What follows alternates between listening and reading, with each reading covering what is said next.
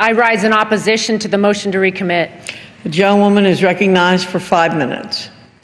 Madam Speaker, we hold these truths to be self-evident, that all men are created equal, that they are endowed by their Creator with certain unalienable rights, and among these rights are the rights of life, liberty, and the pursuit of happiness. The bill before the House today affirms what a majority of Americans believe, that over halfway through a pregnancy, an unborn baby deserves the full protection of the law and the Constitution. As a mother of 3 and a legislator, I've always believed that every life has value. Every life deserves the opportunity to reach its full potential.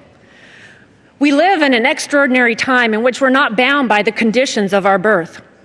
We are not sentenced by our circumstance. And we should not be defined by what limits us, but empowered by what we can become. And as lawmakers, it's our responsibility to ensure that our laws reflect that. Medical science continues to evolve to create greater potential for life. Emerging research is challenging what we thought to be true of the earliest stages of human life. Just last week, the New York Times highlighted a study that showed a growing number of premature infants surviving after the point at which this bill would make abortion illegal. As a society, we need to ask whether we want to move forward with a better standard of living, or if we want to rely on the outdated scientific research of the past. I want to legislate for the future, and the future will be defined by how we use the advancements taking place today to protect and improve human life. Those who represent the future are already there. There was a recent poll that 57% of millennials support this legislation, and they echo the voice of America. 60% of Americans, Democrats, Republicans, Independents, support the Pain-Capable Act. Abortion is really a symptom of larger challenges that exist in our society. And these challenges demand attention of lawmakers. Pretending that there's a one-size-fits-all approach to abortion ignores the complex circumstances that surround each woman who is forced to consider choosing an abortion. This bill recognizes that at the halfway point of a pregnancy, a baby who has developed 5 months, those circumstances are increasingly more unique.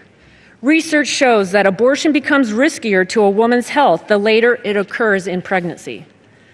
We should not trivialize the decision to undertake an abortion at 20 weeks by suggesting that it should be made without additional medical or emotional support.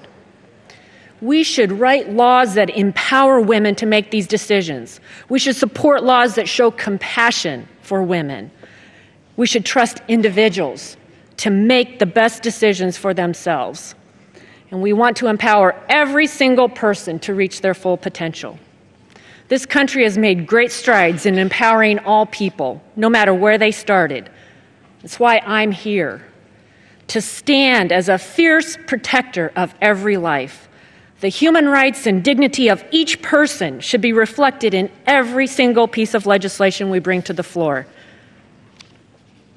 This bill asks us to consider whether we as a society will tolerate abortion at any point of development, even though we know babies can feel pain at 20 weeks and survive outside the womb.